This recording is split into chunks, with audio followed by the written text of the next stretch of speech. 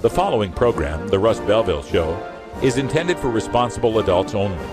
We advocate to the repeal of marijuana prohibition for adults. We discuss the science, culture, and controversy about America's marijuana laws.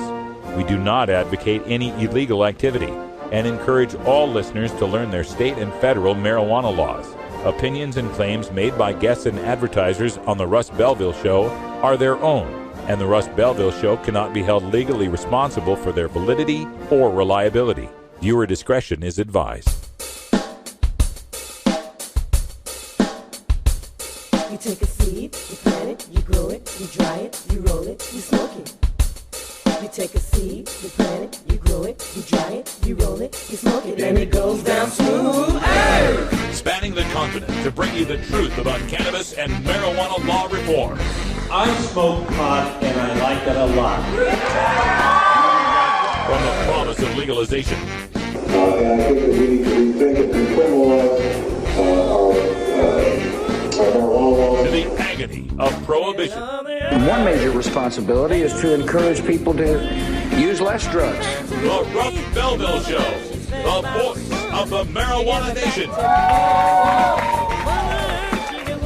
Yeah, I hear you had a question for me. Now, here's your host, Radical Russ Belville. We love it.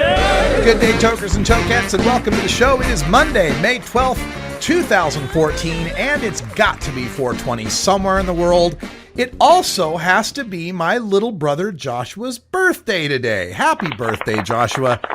You know, I remember back changing Joshua's diapers, man. That's something else. It's got to be, in fact, it's got to be the craziest thing I did last week.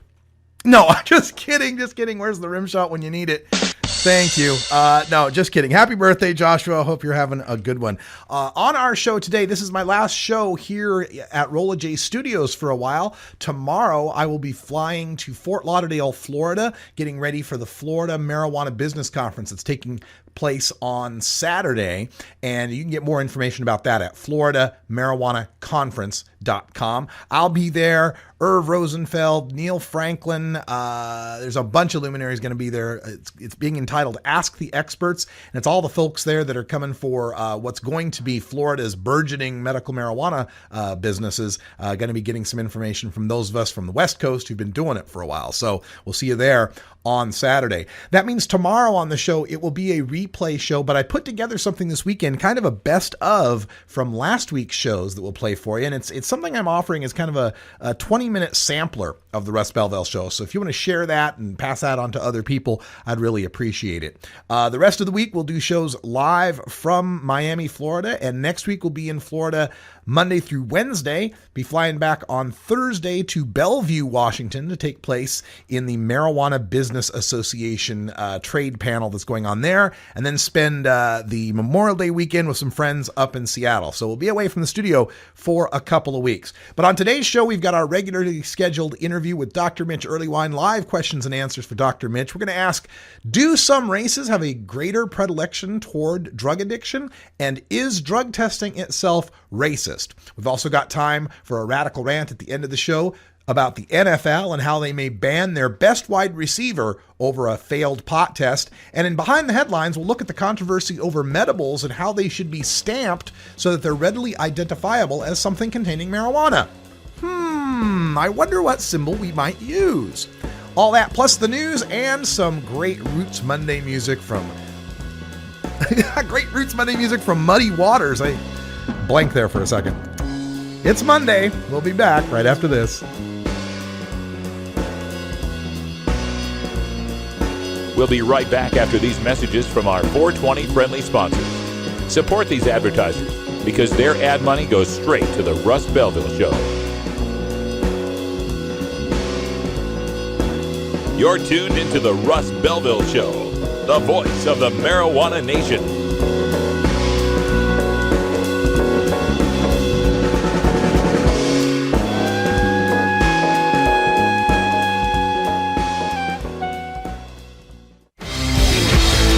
When you are starting up a medical cannabis business, you don't just want any attorney. You want a fired-up lawyer who understands the needs of cannabis consumers. The Law Office of Lauren Vasquez is your fired-up lawyer for the cannabis industry. Lauren Vasquez knows the details of California marijuana law from both a personal and professional angle. Lauren Vasquez rose from the ranks of college normal activists to become one of the Bay Area's best marijuana lawyers. Visit her website, fireduplawyer.com, or call 1-855-MMJ-LAWS for more information. That's 855-665-5297 for Lauren Vasquez, your Fired Up Lawyer, or email fireduplawyer@gmail.com. The number again is 855-MMJ-LAWS, 855-665-5297 for your Fired Up Lawyer, Lauren Vasquez. Lauren Vasquez is an activist attorney you can trust. Call today. 420 Radio. Tune in, turn on, get highly educated. Hey tokers and tokettes, Radical Russ here to introduce you to my friend Matt and all the staff at Lush LED Lighting. Growing plants indoors can be a rewarding hobby, but electricity bills can go through the roof. Then you have to cool down all those big hot lights. It can drive a grower insane. With Lush LED Lighting, you can solve many of these issues and double your rewards. If you thought LEDs were meet the tech of today, Matt and his scientists have developed the perfect light for flowering plants with far less cost and heat. And the results? Let's just say I appear at a lot of events with the masters of indoor horticulture, and the harvests I saw from Lush LED Lighting were big, tight, sticky, and very effective. Check out lushledlighting.com right now and tell them Radical Russ sent you. Double your rewards and lower your expenses with Lush LED Lighting.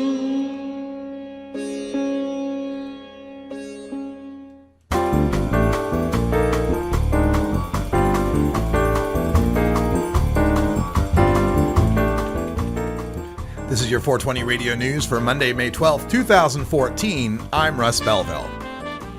Moms for Marijuana International, a nonprofit organization dedicated to promoting education of marijuana prohibition's harms to families, has named Cheryl Schumann its new executive director. Cheryl takes over the role from founding executive director Sarah Frank, who built a grassroots Facebook campaign into an international organization with tens of thousands of members. Amy Schumann, Cheryl's daughter, will assume the role of deputy director. Quote, "I am honored by the opportunity to join such a dynamic and ambitious organization," said Cheryl Schumann in a press release, "with such a clear and focused mission, improving the lives of the world's most vulnerable women and children," end quote. Cheryl Schumann was the 2013 Seattle Hempfest Activist of the Year, and her recent media appearances promoting medical marijuana patients and their vaporization of marijuana include CNN's Piers Morgan Live, The Katie Couric Show, The Ricky Lake Show, The View, ABC's 2020, Good Morning America, and Fox Business News. Quinnipiac University's latest poll on marijuana takes us to Connecticut, where 9 out of 10 residents of the Nutmeg State support the medical use of marijuana. Support for medical marijuana by people under age 30 was an astonishing 99% to 1%. Also, voters in Connecticut support having a medical marijuana dispensary in their neighborhood by almost 7 in 10. Support for marijuana legalization held a slight 52% majority, with 4 out of 5 voters under age 30 in support, and women's support at 49%, just 5 points behind men's. A 61% majority of Connecticut voters believe marijuana is safer than alcohol, and only 16% believe marijuana is more harmful. If marijuana were made more widely available, a majority of 55% still believes that alcohol would be more damaging to society. 47% of voters admit to trying marijuana, but excluding voters over age 65 leaves a large majority of voters who have tried marijuana, up to 62% of those under age 30. Officials in Denver are attempting to stop the Colorado Symphony Orchestra from performing their classically cannabis fundraising concerts where pot smoking will be allowed. But legal experts are calling into question the authority of Denver to do anything about it. Concertgoers would be bringing their own marijuana onto the private property of a gallery with an enclosed outdoor smoking patio. Denver ordinance forbids consuming marijuana, quote, openly and publicly, which the patio would not be. The Clean Indoor Air Act allows smoking on patios. Amendment 64, which legalized marijuana, does not allow consumption of marijuana, quote, openly and publicly, end quote, which activist attorney Rob Corey argues means both conditions must exist. One could smoke openly on a private patio or front porch, that is, open but not public, or even smoke surreptitiously in a public park where that would be public, but not open. Officials in Humboldt County, California are investigating the poisoning of a dog of a wildlife biologist as potential retaliation by drug cartels over his reports on illegal marijuana growers' use of a prohibited rat poison. Wildlife disease expert Morad Gabriel has been studying the decline of the Pacific fisher, a predator related to the weasel, that may be added to the endangered species list. Gabriel has been tracing the deaths of fishers back to 2009 and found these animals dying of massive internal hemorrhaging brought on by highly potent rat poison that is banned for all but professional exterminators and certain commercial agricultural operations. While fisher deaths have been traced to their consumption of rodents that eat the poison, that poison works its way up the food chain. Since the poison causes a sort of hemophilia, animals can bleed out from a slight cut or bite, and no one would suspect it died of the poison. Wildlife biologists fear the potential spread of this poison to wild game and eventually humans. Cannabis freedom fighters march for homegrown medical on annual trek across Capitol Hill from the Capitol Hill Seattle blog. There are still things to march for when it comes to marijuana in Washington state. Activists who came out to Saturday's annual Cannabis Freedom March and Volunteer Park Rally want to make sure you won't be inadvertently sucking the life out of the state's existing medical marijuana system after making your first legal purchase of cannabis this July. Initiative 648, an effort to put protections of medical marijuana rights in place in the state and support homegrown pot as a medical alternative for citizens, made a strong presence at Saturday's rally.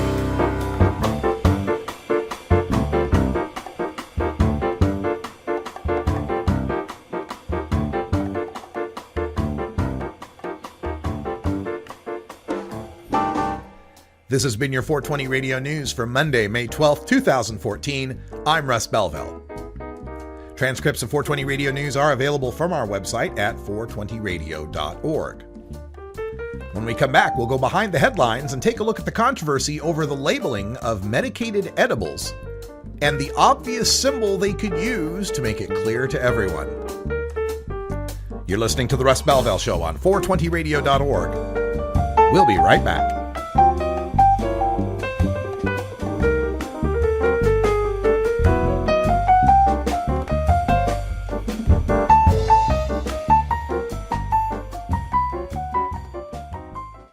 I'm Radical Russ Belville, and I want to thank you for listening to 420 Radio. We couldn't survive without you and our sponsors, and I'd like you to check out one of our prime sponsors, the National Cannabis Coalition. I've been working with NCC since June of 2012, and I'm proud to be part of the team they have assembled. National Cannabis Coalition is building the partnerships with reformers, lawmakers, and industry we need to be successful. Visit the National Cannabis Coalition website at nationalcannabiscoalition.com or the easier-to-remember ncc420.com.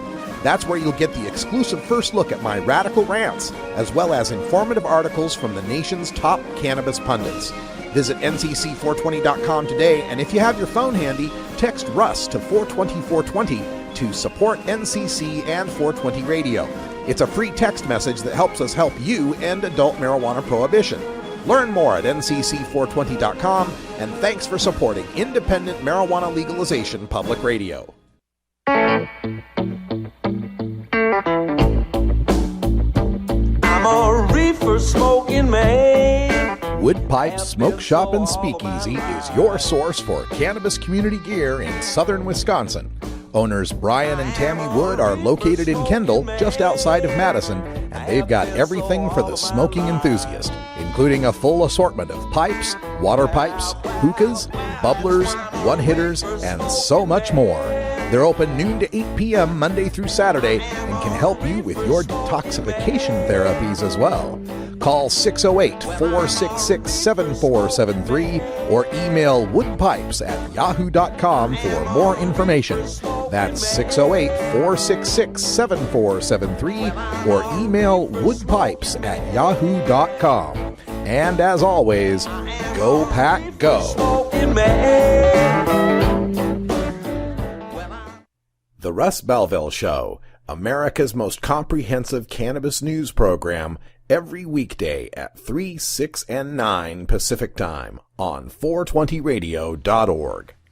Welcome back, everybody. Time for us to go behind the headlines, where there's a lot of consternation in Denver and in Colorado generally as legalization rolls out and the public relations issues we have to deal with. And we've got to be serious about these issues because we want to make sure that the public knows that we care about safety as well. One of these issues is the products that are infused with marijuana, the so-called medicated edibles, or I like to call them medibles. As more stories pour in about children and some adults mistaking medibles for unmedicated products and eating far more than a recommended dosage, some of that public support we get might get chipped away, as people become a little weary. Now, I already reported on 7 News in Denver last week, airing this ridiculous scare story where kids were placed alongside a plate of medicated cookies and regular cookies, or medicated gummies and regular gummies, or medicated Tootsie Rolls and non-medicated. And whoa, what a surprise. They couldn't tell the difference between them when they were out of the package. This is, of course, then now the shocked news anchors and the parents are reacting to this. But this doesn't surprise us because, out of the wrapper, what do you expect here? I mean, they even put the point out. 7 News said the cookies remained in their individual wrappers, but the gummies were removed from the child-resistant bottle that came from the dispensary. The chocolate Dixie Rolls that resemble Tootsie Rolls remained on their foil wrapper, but the wrapper was opened in order for the child to see the product. Well, that's not really very fair, is it? The marijuana industry has been pretty good about putting these things in opaque, child-proof containers and labels on them, warning they've got medication in them, and then you take them out of that package and the kid can't tell the difference. Well, I mean, how many kids die in car wrecks that aren't in safety seats? And so now we should ban cars, right? If the parent takes it out of the wrapper and leaves it laying around, that's not the fault of the marijuana industry. And they further distorted this, 7 News did, by saying the children could not differentiate between the sweets, but quickly identified bottles of wine and prescription medicine. They understood that those were grown-up items that they were not allowed to touch. Well, yeah, because they were still in a wine bottle or prescription bottle. I mean, what do you suppose if we put some wine in a sippy cup alongside a sippy cup of grape juice, maybe put some prescription pills alongside some M&Ms and Tic Tacs and see what happens then? I mean, this is just ridiculous. And the parents watching this, of course, were horrified when their kids would reach out for the medicated Tootsie Roll or the medicated candy. None of the kids were hurt. They weren't allowed to touch anything, right? And one of the parents asked, why does it have to look so much like something that's enticing to kids? So the legislature's jumping in now. Colorado Representative Frank McNulty has this HB 1366, which would, quote, require edible retail marijuana products to be shaped, stamped, colored, or otherwise marked with a standard symbol indicating that it contains marijuana and is not for consumption by children, end quote. Well, a standard symbol that would quickly and visibly indicate to anyone, young and old, illiterate or literate, that a product was infused with marijuana. Gosh, if there were only such an icon, instantly recognizable across cultures, ages, and language, something that was synonymous with marijuana no matter where you go across this planet. Well, currently, the Marijuana Enforcement Division only requires one big prominent graphic on its marijuana product labeling. It's an icon for the division that says retail marijuana product, but it doesn't have a pot leaf on it. The packaging has to have warnings that say that it's infused with marijuana and is not for kids, but it's all in text that no young child is ever going to read or understand.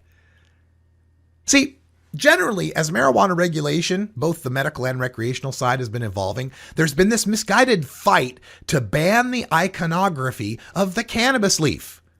These legislators rush out to craft regulations to ban advertising and signs and labels that it has a pot leaf for the fear that it would entice kids. Well, that seems to me the opposite of what you should be doing with the pot leaf when it's as recognizable a brand image as McDonald's Golden Arches or the Nike swoosh. Do the obvious and sensible thing, Colorado, and require any product containing marijuana to display a pot leaf on it. Hell, stamp it into the chocolate bars, mold the cookies and the gummies into pot leaf shapes. Then you can start a public relations campaign similar to those Mr. Yuck is mean, Mr. Yuck is green commercials that I saw as a kid in the 1980s that told kids not to touch poisons. So just have a new one. Mr. Leaf is green. Mr. Leaf is for adults. Whatever. But just don't reject the powerful brand image of the pot leaf. I'll bet you they come up with a whole different symbol and then have to come up with a campaign to teach the kids what that different symbol means when kids already know what a pot leaf is. Oh, have you ever met that funny reefer man? A reefer man. Have you ever met that funny reefer man? A reefer man. If he said he swam to China, he would sell you South Carolina. Then you know you're talking to that reefer man.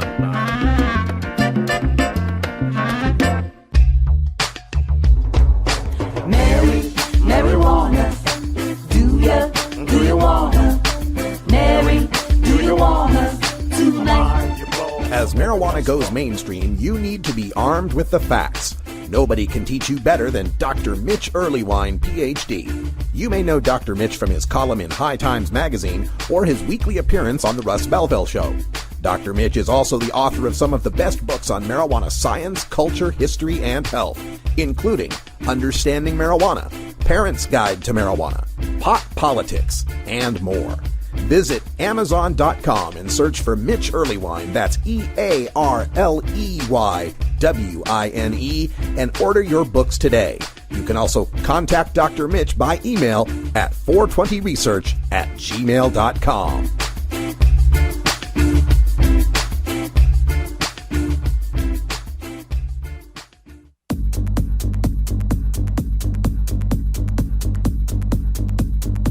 Support the Russ Belville Show. Text the word Russ to 420-420 and connect with the National Cannabis Coalition. You can also send $10 to the Russ Belville Show right from your smartphone. That's Russ to 420-420. You're listening to Radical Russ on the Russ Belville Show.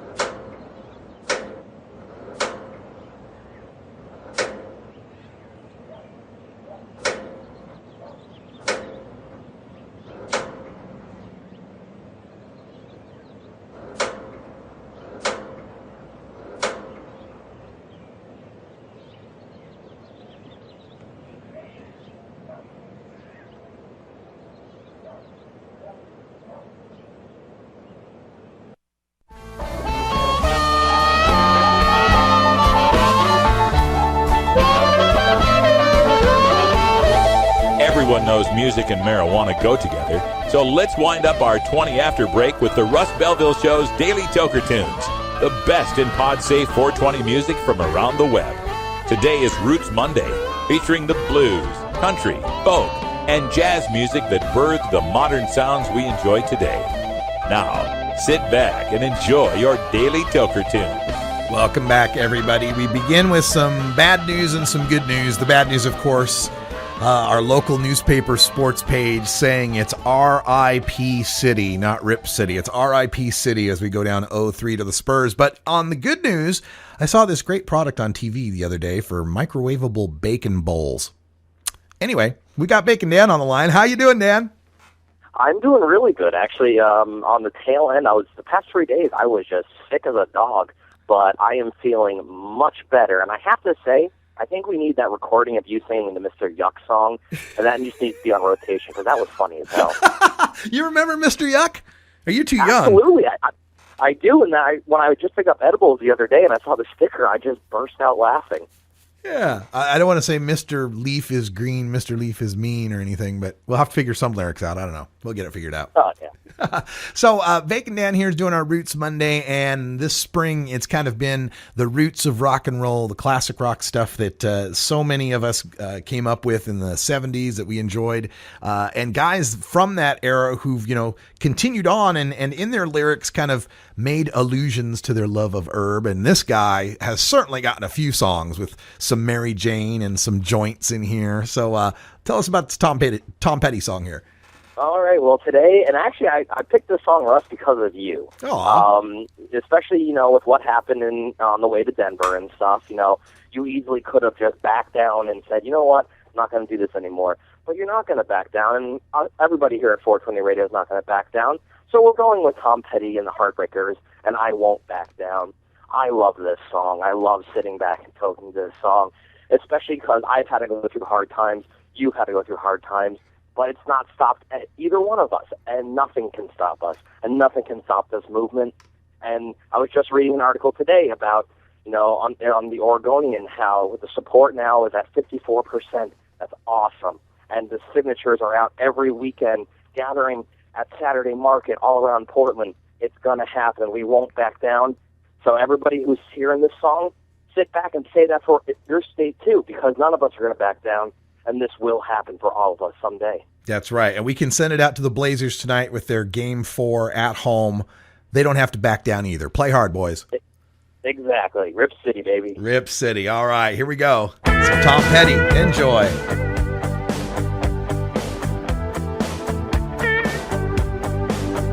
Well, I won't back down. No, I won't back down. You can stand me up at the gates of hell, but I won't back down. No, I'll stand my ground. Won't be turned around. And I'll keep this world from dragging me down. Gonna stand my ground. And I won't back down.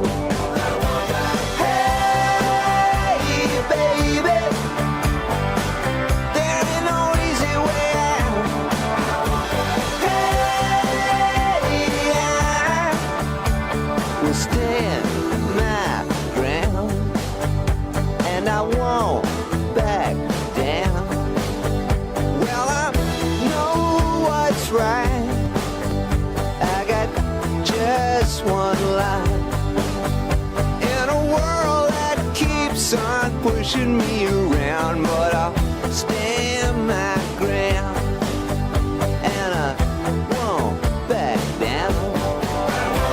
Hey, baby, there ain't no easy way out. Hey, I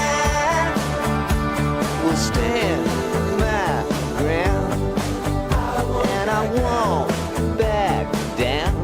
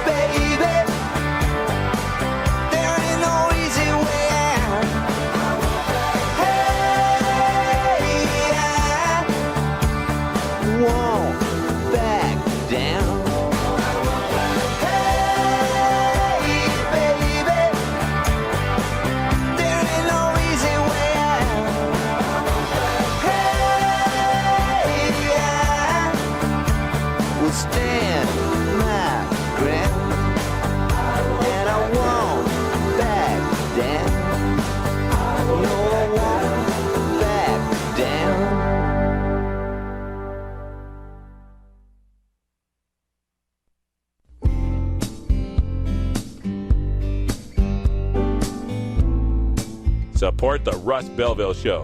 Text the word Russ to 420-420 and connect with the National Cannabis Coalition. You can also send $10 to the Russ Belville Show right from your smartphone.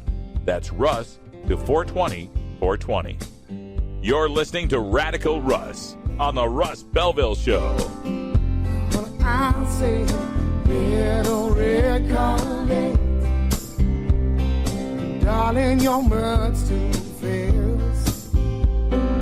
Little red Corvette, you need a lover that's gonna lay.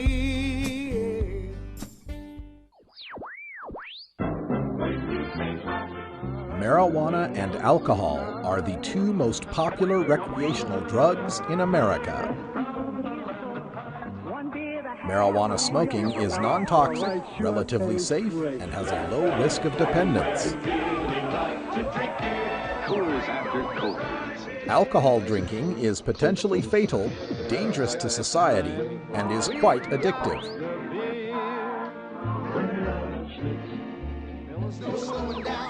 Marijuana is safer, so why are we driving people to drink? That's the question of the new book, Marijuana is Safer, So Why Are We Driving People to Drink? By Paul Armentano, Mason Tvert, and Steve Fox. Visit Amazon.com or ChelseaGreen.com today to order your copy of Marijuana is Safer, or visit marijuanaissafer.com. Hi, tokers and tokettes. This is Radical Russ from 420radio.org and the Russ Belville Show, encouraging you to check out the 420radio.org shop.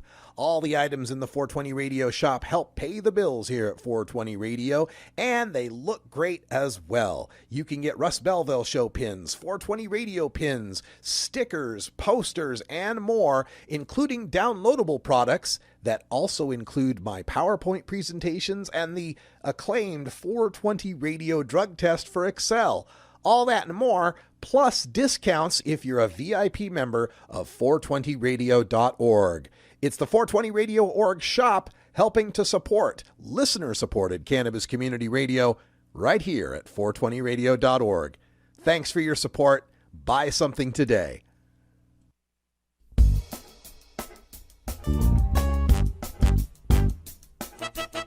It's time for the Russ Belville Show's Cannabis Q&A with Dr. Mitch Earlywine. Dr. Earlywine is a professor of psychology at the State University of New York at Albany and a leading author and researcher on cannabinoids and health, who pins the Ask Dr. Mitch column for High Times magazine. Get your questions ready in our live chat or call in to 971-533-7111 now. Welcome back, everybody. 32 after the hour. We're joined by Dr. Mitch Earlywine. How you doing, Dr. Mitch? Having a great day. Me too. The sun is finally back out here in Portland, Oregon. We can get a little bit of vitamin D. That's feeling really good on our skin out here, I'll tell you. Hey, folks, want to remind you that Dr. Mitch is here every Monday to answer your live questions on cannabis science, culture, history, and health. So if you got a question, get it in our chat room. The folks in the chat room will tell you how to do that, or you can call in live at 971-533-7111. And while we wait for questions, we always open up by giving Dr. Mitch the first word on the latest in cannabis science. What do you have for us, Dr. Mitch? Well, as you mentioned, there's a new paper out on drug testing, and it's a pretty frustrating look at how basically African-American folks have had better access to certain jobs since drug testing started. It's hard to know what to conclude of this without getting incredibly angry, but basically it seems like once employers are reassured that African Americans aren't actually using drugs, they are more likely to get hired. I don't even know what to say with that. Yeah, it was a weird study. I think I reported on it last week, and it was basically they were saying, well, you know, all things being equal, which they aren't, when white folks and black folks go to get jobs, the employer has this prejudice that a black person is more likely to use drugs, which is not true. People use drugs about the same rates, but they have this prejudice that they're likely to use drugs. And so when the black person passes the drug test, it's, oh, he's one of the good ones. And then they get hired more likely. I mean, I'm not blowing it too out of proportion, am I?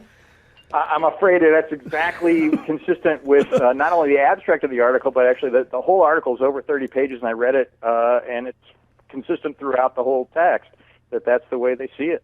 It's just amazing. And then on that tip, there's a story that I reported on just last week. I've written it up for High Times about black police officers. The Massachusetts Employer Minority Police Officers Association, something like that, is joined in this lawsuit about 10 cops who got fired because of positive tests over cocaine. And they're suing, saying, well, hey, you're using this hair follicle test and it's biased against African Americans. And the appeals court agreed and sent it back to the district court, which leads us to ask, is drug testing itself inherently racist? It's funny because I had seen data suggesting that basically if you had dark or curly hair, it was more likely to hold on to metabolites longer. And so I went to that big drug testing conference and confronted somebody about that, and he said, "Oh, no, it's not true. I'll send you the paper." And what he sent me was this internalized memo that had no data at all. It was just a bunch of bullshitting saying that that's really not the case. And so, in fact, the published data suggests that it is the case. So if your hair is darker or curlier than yours and mine, Russ, you're really at a disadvantage. Yeah. And the way I'm reading how this appeal went down is that they had, let me get the, it was like 30 white cops and over 50 black cops had tested positive for cocaine, but they tested 10,000 white cops and 2,500 black cops. So, they're 2.5 times more. So like 4,000 black cops, excuse me, because it was 2.5 times more white cops than black cops, but blacks coming up 50 versus 30 in these tests. And in the description, they said something to the effect of, well, some of these were false positives, which leads me to say, well, then the rest of them weren't. So basically they're being able to sue because the drug testing catches black cocaine users better. That seems odd. And in fact, the tacit assumption is if they used cocaine, they're bad cops. Right. Yeah, there's that. I'm completely flummoxed, and I'm grateful to anybody who's willing to be a police officer. I certainly couldn't do that job myself, but to have to endure this in order to really basically protect us seems incredibly unfair. It's nuts. Yeah, and that goes to a larger question of, just drug testing in and of itself. That is it really showing us anything about safety or capability or anything that we might want to know as an employer? Well, and what's sad is when I talk to the drug testing folks at this conference, they think it's a measure of character. They think this is some kind of correlate of what kind of a good person you are. Mm-hmm. This kind of goes along with a theory we've had, in pot smoking circles for a long time, that the piss test wasn't so much a metabolites test as an intelligence test. It's sad but true. I think if you're both smart enough and also have the resources to pass the test, then what a surprise. You get to keep your job. If you can't afford a way to sidestep it, then sorry, buddy, you're on the unemployment line. Yeah, unfortunately for, say someone who'd been working construction as a young man and hurt their back and they'd been using cannabis to deal with it and they can't afford medical care or painkillers, well, tough, you don't get a job. So, all right, well, let's get to some questions. We got some coming up from our chat room. I love this first question from Gothic Prophet because it's kind of off our usual beaten path. What's been your favorite moment from Cosmos, A Space-Time Odyssey so far? I got to admit, I'm so apprehensive about comparing it to the classic that I've been in denial about its existence. Oh, no. Oh, Dr. Mitch, I got them all. I've DVR'd them all. Okay, so I'm going to have to, break down and really watch them. I think if I can get the kids to sit down with me, and if I pretend like it's called Cosmos just by accident, I will give it a fair shake. I went into that. I went in with the same trepidation. Carl Sagan is like, as a 12-year-old boy, was one of my heroes. I read the books and watched Cosmos and just, an icon to me. And I made the comment the other day on some blog that had I known then he was a pot smoker instead of 25 years later, perhaps that would have shaped some of my decisions in my teenage years. But regardless, I went into it with a lot of trepidation as well. I think they've done a fantastic job. And knowing that Anne Dryan is part of the team that's putting it together, Carl's widow, I think has brought a real authentic flavor to it. I'd highly recommend it. I love Neil. I've been afraid, and actually this is the kind of encouragement I needed to go ahead and watch. Yeah, check it out. I'll answer the question for you because my favorite moments so far have been, he did one show on evolution, and I think it was episode 2, and then the most recent episode on global climate change, both of which just pretty much laid the smack down and said, no, these things are true. There's no debate. They exist. And it was just beautiful how he did it. Then I'm going to love it. All right, let's go to Runaround, who's got a question. Why don't we have any studies or lab testing on methods for making tinctures and edibles? Like how long to decarb and what temperature you should use and how long to let tinctures steep and all of that kind of info. Well, as you might imagine, this is not the top priority of funding at the National Institute on Drug Abuse. So some informal work that's been done on that is all proprietary now. So the companies that work that stuff out the best want to hang on to it to make sure their tinctures and edibles are the best. Normally, the stuff you try on the internet is hard to know. I mean, there's no way to know for sure if one thing is better than the other, and anything I could spout would literally just be hearsay. So I'm afraid each of us is going to have to become our own little empiricist and email each other around about what's working and what's not. You know, that opens kind of a meta question for me on just the effect of now that it's becoming legal in a medical sense. I just reported on a Connecticut poll, like 90% support for medical marijuana, 99% under the age of 30. So it's pretty much a done deal as far as medical marijuana coming into existence and becoming, commodified. And as that happens, how much does science and learning and medicine lose out to these companies that want to keep things proprietary? I mean, one example I think of is the Stanley Brothers and their Charlotte's Web plant that they won't let clones go of it. Well, and I feel like this is going to beg a bigger question about the price of capitalism, so to speak. And I certainly admire everybody who's ever been generous with seeds and clones in the past. And I hope we can keep that kind of underground share and share alike attitude going. But man, as the profits rise, it's going to be tough.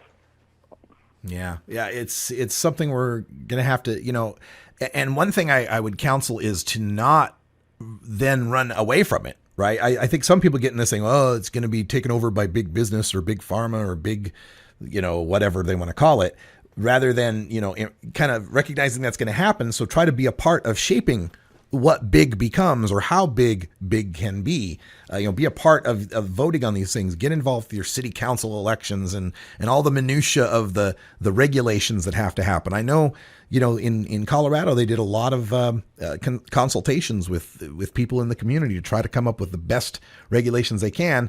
The more we get involved, the better it could turn out, don't you think? Well, and it's often not as big a hassle as we think it's going to be. So you think, oh, should I go down to this meeting and chime in? It's going to take a whole hour. Believe me, that's going to pay off in the long run. It's going to be time well spent. Yeah, all right. So we're speaking with Dr. Mitch Earlywine here, and still time for a couple more questions from our chat room. If you've got any questions or you want to call in live, the phone number is 971-533-7111. And I wanted to bring in a question because I was reporting on the town of White Clay, Nebraska, which has 10 people, 4 beer outlets that sell 10,000 cans of beer a day. And it's because right across the border in South Dakota is the Pine Ridge Indian Reservation, where marijuana or alcohol's been prohibited since 1882. You can't even possess it. And that led to a lot of discussions I got on with people on the net, and this theme kind of arose about Native Americans and the firewater, whether or not they had a genetic predisposition to alcoholism. And I don't know, as we were discussing, I'm thinking, I've heard that so much, I don't even know if that's an urban legend or not. So maybe I ought to ask Dr. Mitch. In fact, the heritability of alcoholism among Native Americans is comparable to the heritability of alcoholism among everybody else. Okay. So it's significant. It often counts for, 30. Oh, jeez. Hello? Is this 420 radio? Yes, it is. Hold on just a second. Personality or a built-in kind of tolerance to alcohol where you don't notice its effects until you're way in and already really, really consuming a lot. And what's funny about that is the history of it got so confounded in part because Native Americans were not allowed to have alcohol.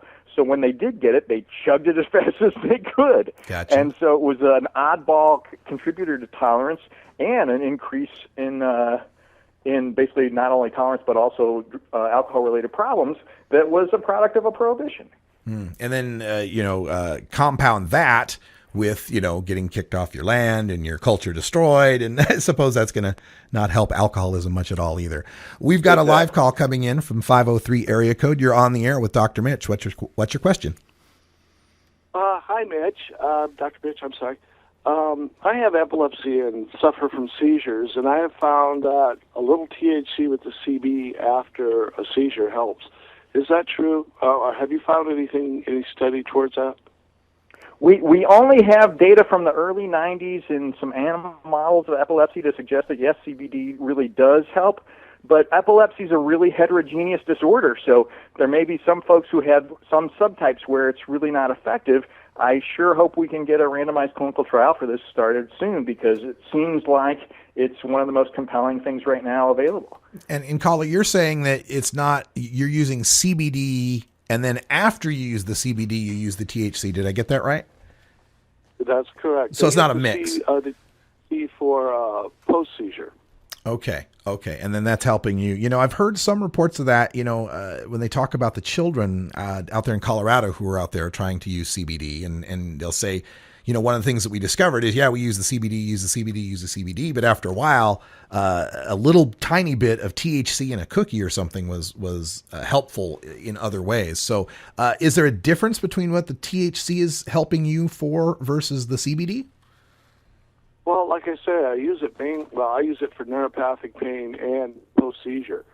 So if I have a real bad seizure, I smash myself up so many times in seizures. It's nice to have something to help with the pain. Understood. All right. Well, we cover these kind of questions all the time on the show. And if you ever want to get an email directly to Dr. Mitch, you can send it to 420research@gmail.com if you have further questions. Okay, will do. Thank you very much, Doctor. All right. Thank you for your call. And Dr. Mitch, thank you so much for joining us here for our cannabis science segment. And we always wish we had more data, and perhaps we can get some more for you. Looking forward to that day. All right. Well, we'll see you soon, and I'll see you via Skype in the Florida Medical Conference. Is that correct? I believe I'm still scheduled. All right. Well, we'll see you then. When we come back, we're going to talk about the NFL banning their best wide receiver because he smokes pot. Gee, doesn't seem to be hurting his performance much. You smoke trees till you get what you need now. Designer drugs and minted smokes to get through the day. You always get them so high. We'll be right back after these messages from our 420 friendly sponsors. Support these advertisers because their ad money goes straight to the Russ Belville Show. You're tuned into the Russ Belville Show, the voice of the marijuana nation.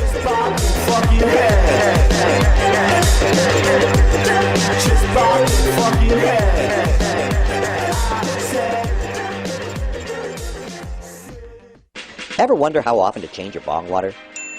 The most effective method for baking pot brownies? The best destinations for a ganja getaway? How to hide herb in your car? Whether to grow your own? How precisely to legalize it? Or how something as wonderful as marijuana ever got to be illegal in the first place? Finally, you can find all these answers and much more in the official High Times Pot Smoker's Handbook, featuring 420 things to do when you're stoned. Since 1974, High Times magazine has covered marijuana in all its aspects and wonders, from cultivation to legalization to the herb's enduring and exalted place in popular culture. Packed with inside information, the official High Times Pot Smoker's Handbook rolls all of this collected wisdom together into a single indispensable ganja guide, including an entertaining look at marijuana's history, profiles of herb-friendly travel destinations and festivals, favorite potluck recipes from the High Times staff, smoking skills, advocacy and activism, essential marijuana movies and songs, profiles of famous cannabis strains, comprehensive growing information, celebrity endorsements, and much more. This is truly, finally, the ultimate guide to green living. 420 Radio, the world's voice of marijuana legalization. Hey, Lindsay?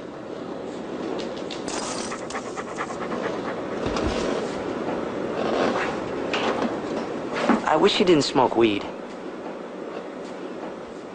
You're not the same when you smoke. And I miss my friend. I'll be outside.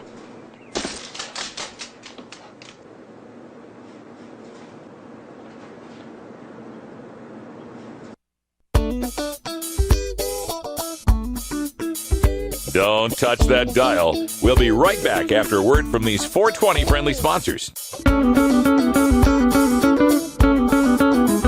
Wait a minute. This is internet radio. There are no dials here.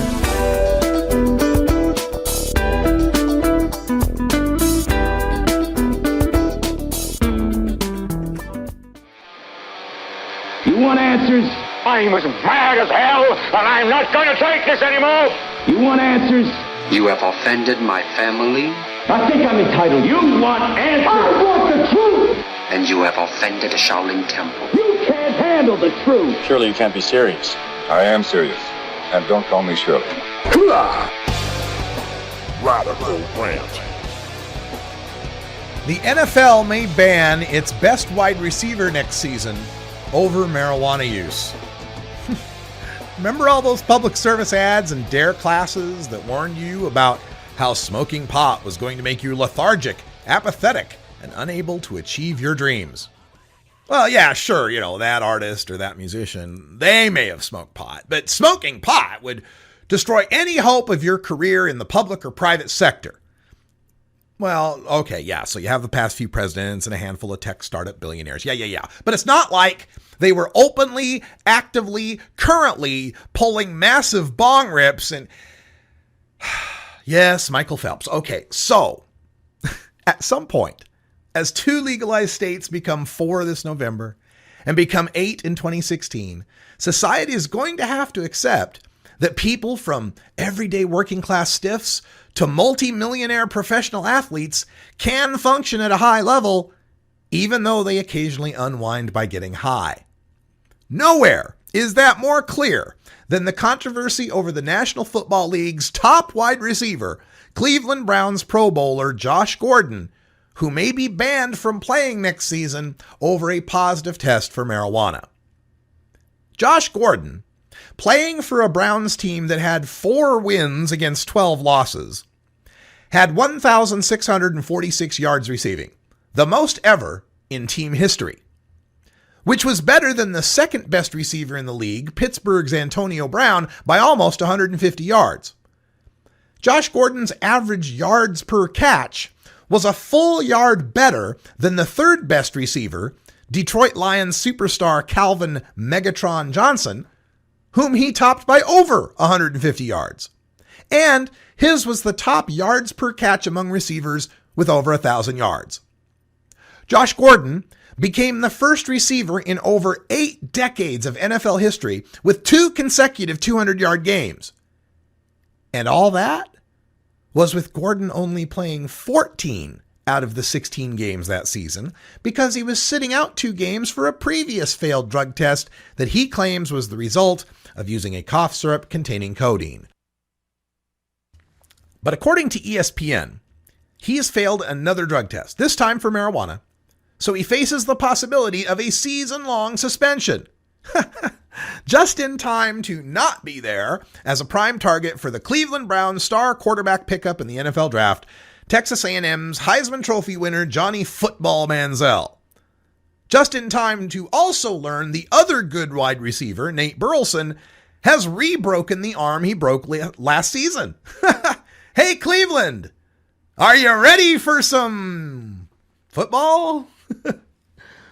Now, critics will point out that this isn't Gordon's first or even second run-in with the piss police. Gordon was cut at Baylor University in Waco, Texas, after being suspended twice for marijuana use. Gordon then failed a drug test when he transferred to University of Utah in Provo. Provo and Waco, Josh? You like smoking pot? Did you consider the University of Oregon? Perhaps Colorado University? Maybe University of Washington? Anyway, despite every indication that Gordon was an unrepentant marijuana consumer, the Cleveland Browns signed him in the 2012 supplemental draft to a 4-year, $5.3 million contract.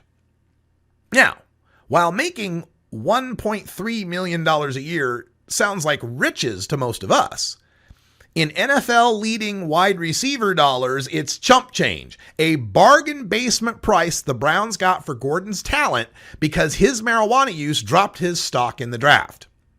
And to add insult to injury, the Browns got to keep 4 of Gordon's game paychecks for last year's 2-game suspension. That's right, he had to play for free for 2 games and made only 75% of that year's salary, which was just shy of $1 million. Now, of course, the Browns won't have to pay out the full $1.325 million for this year's games if he's suspended. Well, sure, yeah, you don't get paid if you don't work, but the problem is Gordon has nowhere else he can work. He's under contract. And sure, he made close to $1 million last year, but he might make $0 this year. And quality weed in Cleveland ain't cheap. Now, for comparison's sake, the same year Josh Gordon signed his contract, Calvin Megatron Johnson inked an 8-year, $132 million contract extension with the Lions. That's $16.5 million a year. But, of course, Megatron Johnson has been in the league longer and hasn't been caught with marijuana metabolites in his piss. Meanwhile, the sports writers are heaping scorn on Josh Gordon. Gordon made a boneheaded move that was reckless and cost his team, and Gordon's a drug addict who threw away his talent and turned Cleveland's draft day into a nightmare. A common recurring theme is, he knew it was banned, and he knew that his status in the NFL's substance abuse program meant a 12-month suspension for his next drug test failure. However, in the comments sections, there are more and more people pointing out the hypocrisy of an NFL that survives on beer advertising, continuing to ban marijuana that's legal where the last 2 Super Bowl teams play. It's not a performance enhancer, exclaims one comment. Another points out the hypocrisy of pot suspensions, quote, while the NFL continues to lack a comprehensive human growth hormone testing policy, end quote. But unfortunately, there are still too many replies in the comments towing the rules are rules line. But in the long run, it really doesn't matter whether Josh Gordon's use of marijuana is due to addiction or stupidity or willful rebellion or accident. What matters is whether it is in the players, the fans, and the league's best interests to be testing for it in the first place. Obviously, having a substance abuse program that monitors and punishes professional adult athletes who smoke pot by threatening them with loss of work and pay isn't stopping even the ones with arguably the most to lose. But it does succeed in punishing the fans in Cleveland from enjoying the best team they could field. It punishes the players on the Browns who might not achieve the success and extra pay of the playoffs. And it punishes the league that loses a marketable star because he chooses marijuana instead of alcohol to unwind and relax. Eventually, the NFL will be unable to continue pretending that they test for marijuana use because athletes are some sort of role models for kids as marijuana becomes more legal and expands to more states where its teams reside. The NFL will be unable to withstand the growing evidence of marijuana's vital role in protecting and even reversing players' brain damage from concussion. They'll be unable to ignore that marijuana is a far safer, far lower dependence painkiller than the pharmaceuticals routinely dispensed to players. And they can no longer ignore that marijuana is a more responsible, sensible choice for relaxation for players than drinking alcohol. And as the case of Josh Gordon illustrates, the NFL can't argue that marijuana is detrimental to the quality of its product. He's the league's leading wide receiver. And when I read comments for people that say, well, I wouldn't throw away my job, I smoke pot, but for $1.3 million, I wouldn't throw my job away for smoking pot. Well, you got to ask yourself, where does that end, right? I played this game back in college with a drunk friend of mine where we discussed what disgusting sexual thing we would do for what amount of money. Now, this was pre-internet, so what we thought was disgusting pales in comparison, but still, we started asking, well, would you do this for $1 million? Well, yeah, I'd do it for $1 million. I mean, shit, it's just $1 million. I can do it once. Well, all right, would you do it for $500,000? Well, $500,000 is still a lot of money. Sure, yeah, I could do it. Well, what about $50,000? Well, I don't know. $50,000. Does anybody know that I did it, or can I just do it and get to $50,000? Right? So it ended up in this really sick, drunken game where we were basically setting up a menu of how much we would have to be paid to do specific disgusting acts. So what's your price? Twice your current salary? 50% more than your current salary? $1.325 million? See, this kind of thinking exemplifies what I call stoner shaming. To use the lingo that they're using with fat shaming and slut shaming, right? Stoner shaming. It shifts the perspective from where it should be, which is an employer's got no right to be testing our piss to determine our performance and whether or not we deserve to work. It shifts it from that to blaming the victim. Oh, Josh Gordon, he should have known better. He should have known that he could lose his $1.325 million if he was pissing positive. It sounds to me like the people who say, well, she was wearing a short skirt. She should have expected to get raped. Nobody deserves to lose their job over their use of marijuana, period. That's all the time we got for today, but join us for Hour 2. Toker Talk Radio is next. We'll take your calls at 971-533-7111. For all the VIPs supporting 420 Radio, I'm Radical Russ, and until next time, take care of each other, Tokers. This is the Russ Belville Show.